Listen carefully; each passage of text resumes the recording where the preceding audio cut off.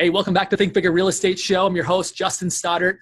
Excited to have somebody here on the show that you've probably seen if you're anywhere in the Portland area and soon beyond. His fame is spreading. I want to thank Addison Nett. Thanks for being on the show today. Hey, Justin. Thanks for having me. I'm excited to meet with you. Yeah, you too. I was telling Addison that I've been admiring his work from afar for a while. And that's actually the topic of today's discussion. It's just how to be a compelling storyteller on camera. And this isn't me hearing from someone that I should go follow him. I found him organically, was entertained, and then was compelled by what he's putting out. So Addison, little background on you. Let's talk about that. You're with Willamette Valley Bank, mortgage loan officer, business leader, media personality. Tell me a little bit more about you and what people should know about you and what you do. Media personality. Oh, wow. Add that to your bio. Yeah, thanks. I should have our marketing department update that on the website. So business leader here at our Portland office located in the Hollywood district, right off of Northeast Sandy. So we're right in the mix of Portland. I love our location. Our team, not only myself, has 3 other loan officers here and a nice operations team. One of the things that I absolutely love bragging about for WVBK is that our company is 100% local. So we're all in-house. Everybody that works for this company and produces these loans are located in the Pacific Northwest. Huge difference with where the market's going right now and all the outsourcing overseas. There's a real home touch to everyone that gets to work with us, and we get to work with them. Good stuff, man. Let's talk about your video game. I think one of the first videos I saw of you was you sitting in your office making an impersonation of a very popular channel on YouTube called Dude Perfect. Maybe some of you know it, but you're making these like crazy shots with like a wadded up piece of paper into a basket. Right. And I was like, what is this guy doing? Who is this guy? Was highly entertained. And is that kind of how you started in the video? Was let's just do crazy stuff to kind of garner attention? Yeah. So when I first started doing video about a year ago, I wanted to build an audience. I had maybe 500 friends on Facebook. I chose Facebook because it was natural and comfortable and easiest.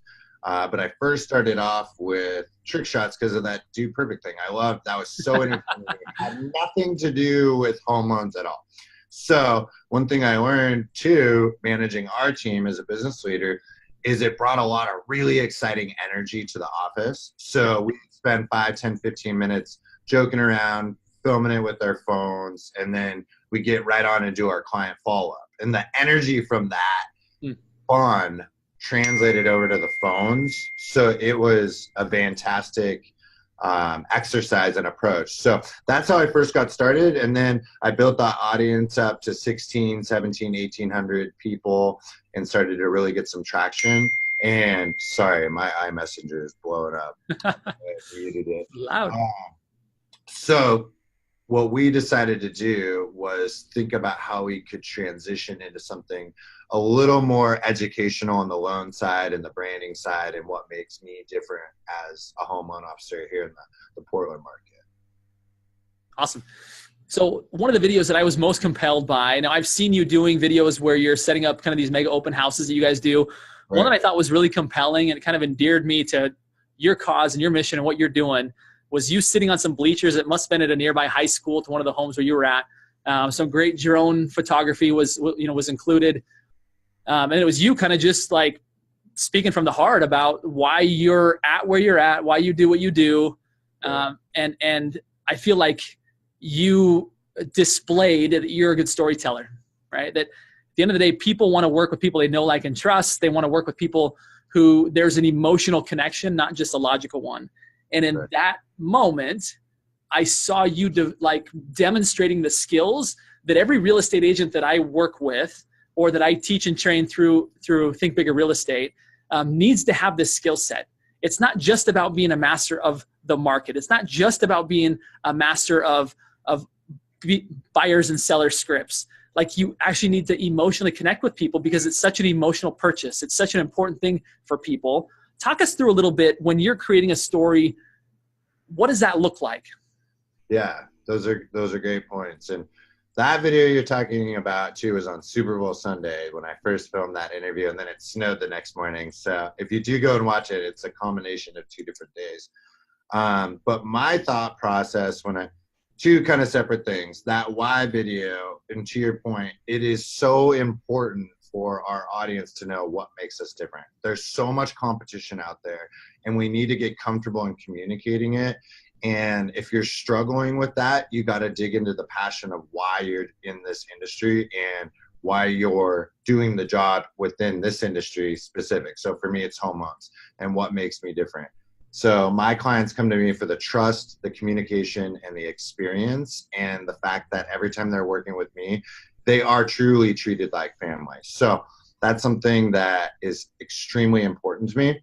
When it comes to just the basics of any video, some of the things I focus on, and it doesn't always happen naturally, but hopefully there's some sort of conflict and then there's a resolution. So Love it. Just on the day-to-day stuff, like say at the open house, like something that's super compelling to watch as a story is like, what are some challenges? Like we've all been a little late to getting to an open house. So it's like, how am I going to get all these signs, this, that, set up, unlocked, the foot things, and that's super compelling to watch because it's real. It's not just a picture of the house. Like everybody's seen that. But people then could see how you handle stress and that the fact that this open house is extremely important.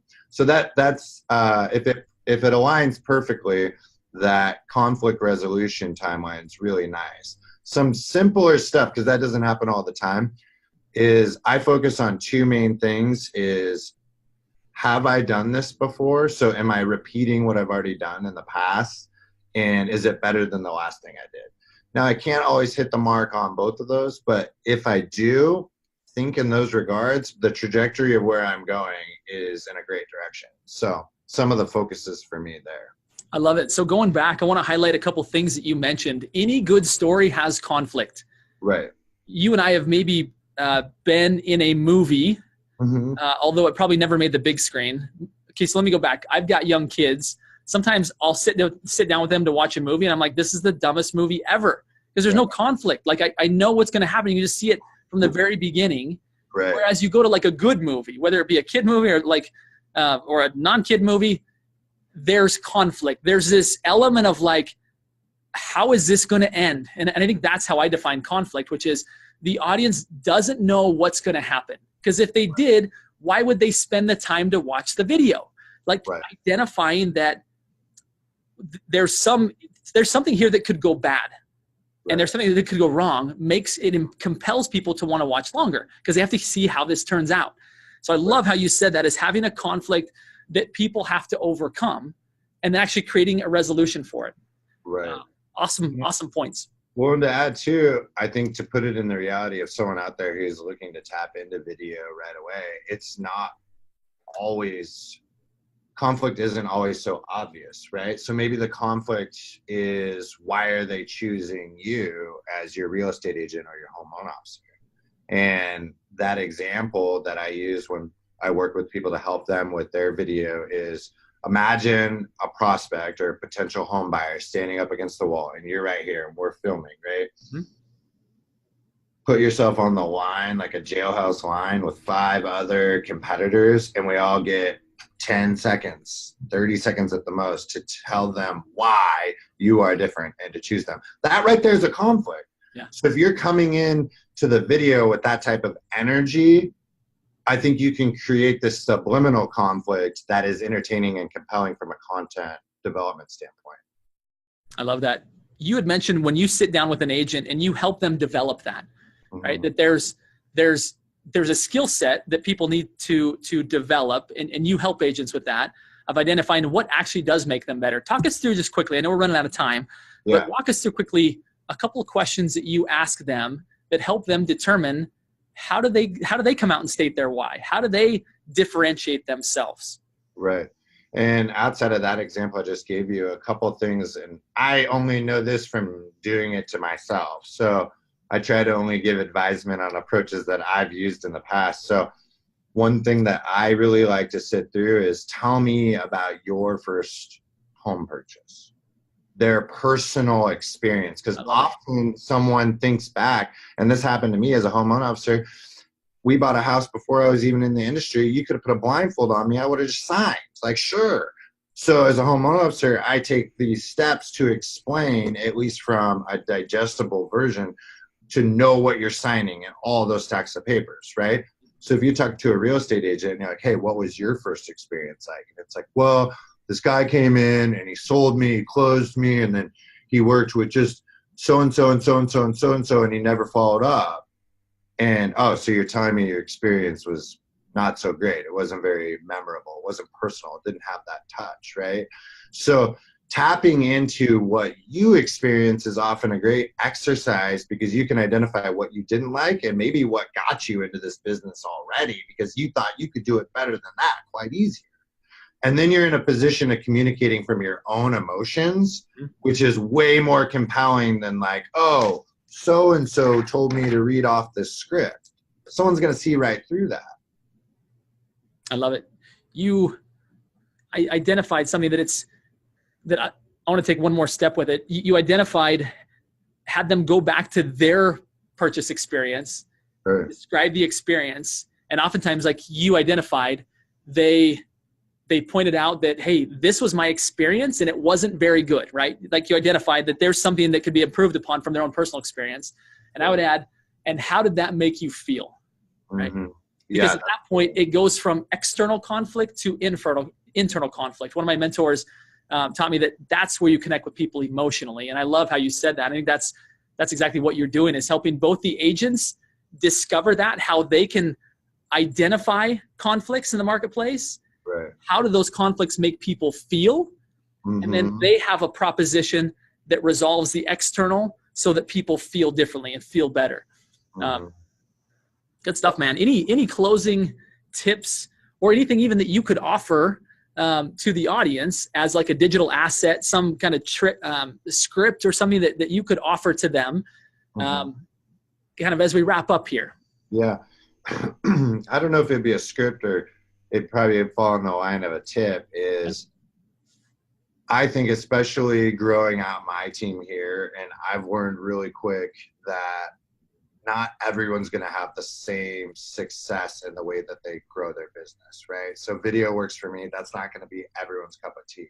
But the importance is identifying what works for you in your business development and then liking how you do it, so that you're always in an element of passion and motivation, because that's the only way to have consistency, continued positive trajectory.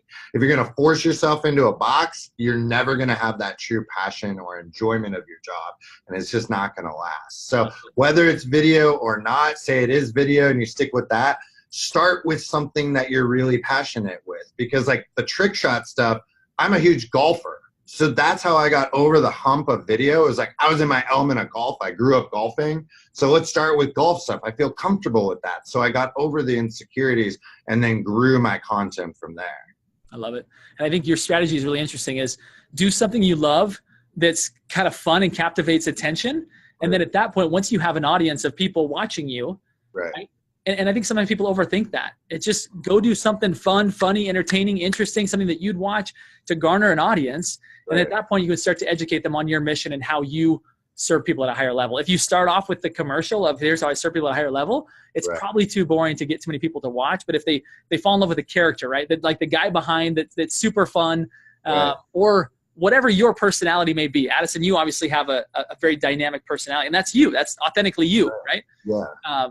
Like whatever you're, like whoever you are, be that times two, garner an audience, and then at that point, you'll have bought the right to be able to start to educate them on kind of your why and the conflicts that you resolve. So, man, I want to thank you again for your time today. I would encourage people, if you're not friends with Addison or don't follow him on Facebook, Addison Nett, N-E-T-T, bright guy doing some great things in the world of kind of reshaping how people maybe shop for a lender and look for a lender and partner with a lender. So appreciate your time, man, very much.